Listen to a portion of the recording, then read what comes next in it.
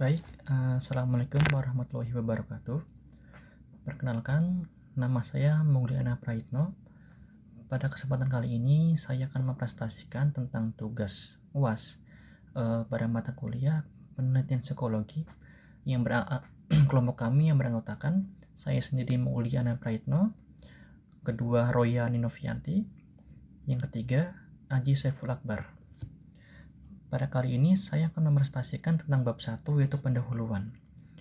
Pada penelitian ini mempunyai latar belakang yaitu subjective well-being atau SBB atau yang disebut juga kesejahteraan subjektif. Kesejahteraan subjektif adalah konsep dalam psikologi positif yang merujuk pada evaluasi subjektif individu terhadap hidupnya. SBB ini mencakup dua dimensi, yaitu kepuasan hidup atau life satisfaction sebagai komponen kognitif dan juga keseimbangan antara emosi positif serta negatif sebagai komponen afektif. Terdapat beberapa penelitian sebelumnya, yaitu menurut Gindler et al. Tahun 2018 menjelaskan tentang bahwa individu yang memiliki SPB tinggi umumnya merasa hidupnya bermakna, memiliki emosi positif yang dominan, dan jarang mengalami emosi negatif yang berkepanjangan.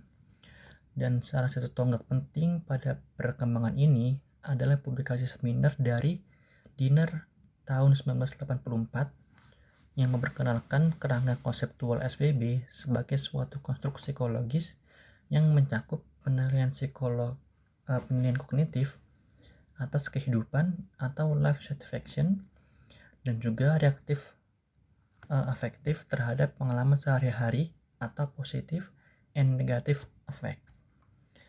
Berikutnya ada penelitian dari Kahneman dan Kruger tahun 2006. Mereka berpendapat bahwa melalui pendekatan ekonomika, perilaku yang menyoroti bahwa kesejahteraan individu tidak dapat semata-mata diukur dari capaian materi. Dan mereka menekankan bahwa pengalaman sehari-hari atau daily experience itu lebih penting. Berdasarkan pemikiran dan temuan-temuan tersebut, SBB kini dipandang sebagai indikator yang lebih menyeluruh dalam mengukur pembangunan manusia dan kualitas hidup secara holistik. Pendekatan ini mencerminkan paradigma baru dalam memahami kesejahteraan masyarakat, bahwa pertumbuhan ekonomi harus berjalan seiring dengan peningkatan kualitas hidup dan kesejahteraan psikologis penduduknya. Lalu ada penelitian yang lain berdasarkan menurut Ngantini tahun 2025, remaja merupakan kelompok usia yang sangat dinamis dan rentan. Pada fase ini mereka mengalami perubahan biologis, psikologis, dan juga sosial yang cepat, sekaligus berada dalam proses pencarian jati diri dan pembentukan identitas. Lalu ada penelitian selanjutnya yaitu menurut Mokhtar tahun 2024, masa remaja itu ditandai dengan ketidakstabilan emosi, tekanan akademik, serta pengaruh kuat dari teman sebaya dan media sosial. Semua dinamika ini menjadikan remaja sangat rentan terhadap stres dan gangguan kesejahteraan psikologis. Ada penelitian lain menurut De Laurita dan Rusli tahun 2021. Sejumlah penelitian menunjukkan bahwa kesejahteraan subjektif pada remaja berkaitan erat dengan berbagai aspek penting seperti prestasi akademik, relasi keluarga, keterlibatan sosial, dan kondisi mental emosional. Hingga saat ini alat ukur SBB sangat terbatas, khususnya dikembangkan yang dikembangkan untuk remaja Indonesia. Instrumen yang tersedia umumnya ditunjukkan untuk populasi dewasa dan belum mempertimbangkan karakteristik perkembangan remaja dan bahasa yang sesuai dengan usia dan juga budaya. Selain itu, pengukuran SBB pada remaja tidak hanya bermanfaat dalam hal penelitian, tapi juga menjadi dasar dalam merancang intervensi kebijakan di bidang pendidikan dan kesehatan mental, khususnya di pemerintah, sekolah, dan tenaga profesional yang dapat menggunakan informasi ini untuk menyusun program peningkatan kualitas hidup remaja melalui pendekatan yang lebih terarah dan berbasis data. Pada penelitian kami, terdapat rumusan masalah, yaitu bagaimana menyusun alat ukur SWB ini yang valid dan reliable untuk remaja Indonesia berdasarkan teori Dinner. Berikutnya, kami mempunyai tujuan penelitian, yaitu yang pertama adalah menyusun alat ukur SWB yang sesuai dengan karakteristik remaja Indonesia. Yang kedua adalah menguji validitas isi dan konstruk alat ukur. Yang ketiga adalah menguji reliabilitas skala SWB agar konsisten dan stabil. Kami juga mempunyai manfaat penelitian yang terbagi dua, yaitu manfaat teoritis untuk memperkaya literatur psikologi positif dan pengukuran SWB di Indonesia. Lalu yang kedua adalah manfaat praktis, yaitu menyediakan alat ukur SWB bagi praktisi, membantu deteksi dini masalah psikologis remaja, dan mendukung kebijakan kesehatan mental berbasis data. Oke, selanjutnya untuk bab 2 ini membahas kajian pustaka, yaitu teori yang menjadi dasar dari penelitian ini, yaitu subjective well-being atau disingkat SWB. Secara umum, SWB ini adalah cara seseorang menilai hidupnya baik dari rasa puas maupun dari perasaan sehari-hari yang dirasakannya. Penilaian ini sifatnya subjektif, artinya tergantung dari pengalaman pribadi setiap individu. Bukan cuma dari hal-hal seperti bagaimana seseorang mendapatkan uang atau status sosial. Nah, untuk subjective well-being ini ada dua komponen utama, yaitu yang pertama ada dari kognitif. Ini berkaitan dengan kepuasan hidup, misalkan apakah seseorang merasa hidupnya berjalan sesuai harapan atau sesuai dengan tujuannya. Untuk yang kedua ada dari afektif, ini menyangkut emosi yang sering dirasakan, emosi positif seperti bahagia, semangat, dan damai, serta emosi negatif seperti cemas, sedih, dan stres. Untuk penelitian terdahulu juga menunjukkan bahwa faktor seperti aktivitas harian, relasi sosial, dan dukungan sosial juga berpengaruh pada kesejahteraan seseorang dibanding faktor materi. Jadi interaksi sosial yang hangat juga bisa bikin membuat seseorang menjadi bahagia dibanding kerja keras tapi penuh tekanan. SWB ini bukan hanya soal sekedar merasa senang, tapi juga lebih ke penilaian menyeluruh tentang hidup.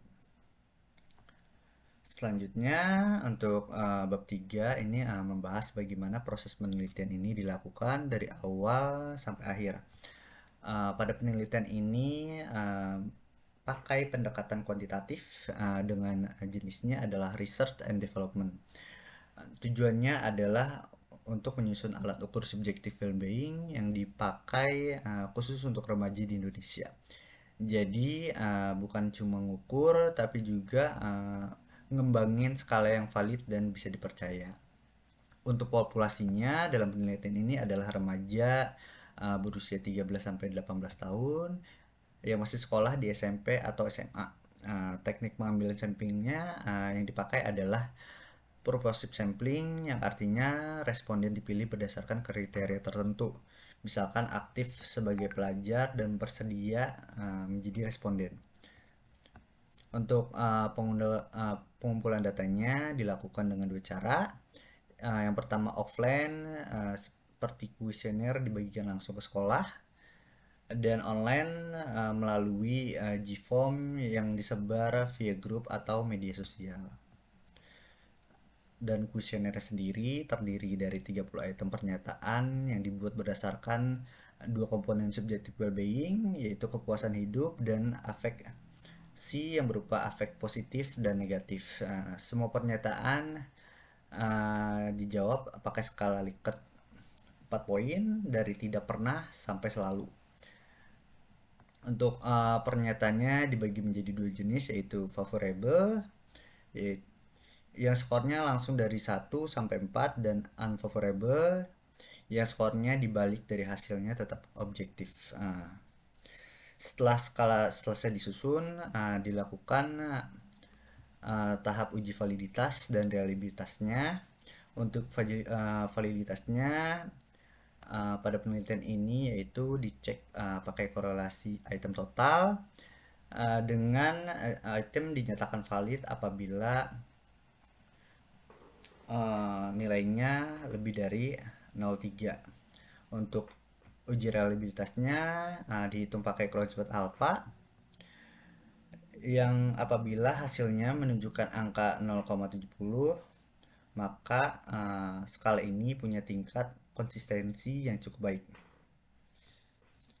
Secara keseluruhan, proses dari penyusunan alat ukur ini dilakukan lewat beberapa tahap, mulai dari studi literatur, penyusunan kisi-kisi, penyusunan item, review dari ahli, penyebaran skala ke responden, sampai analisis data ke pelaporan dan pelaporan hasil.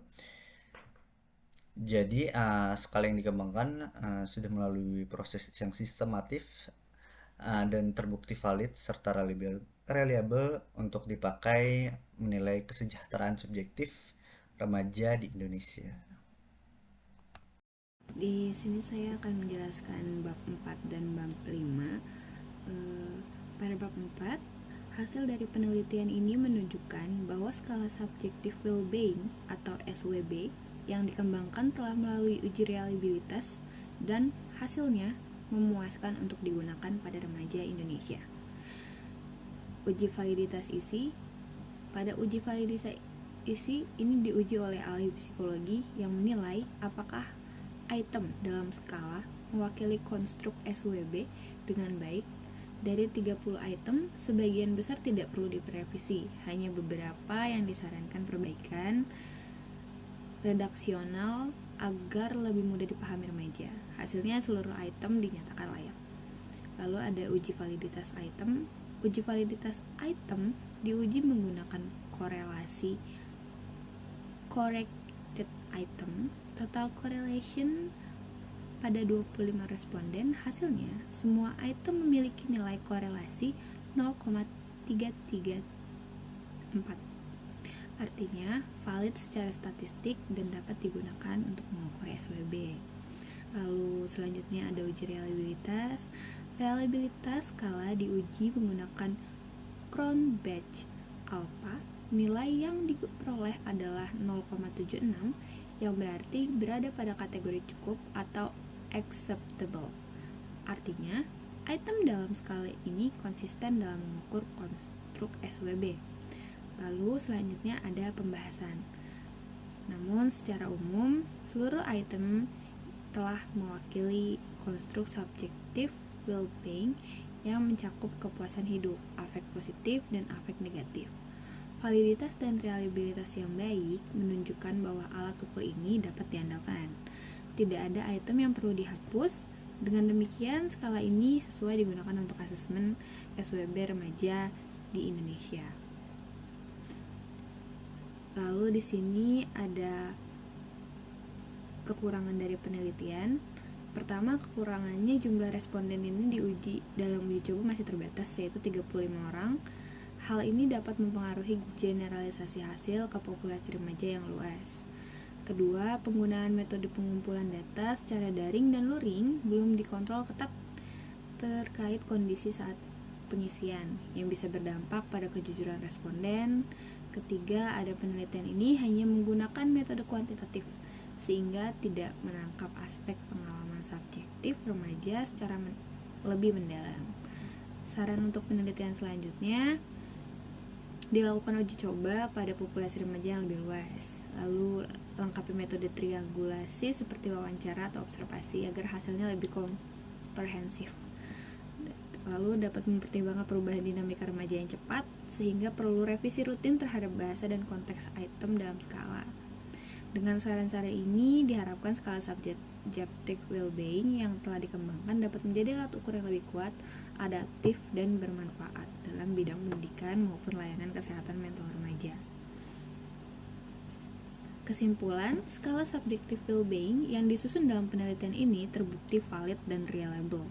Validitas isi diperoleh dari penilaian ahli, sedangkan validitas konstruk diperoleh dari uji korelasi antar item.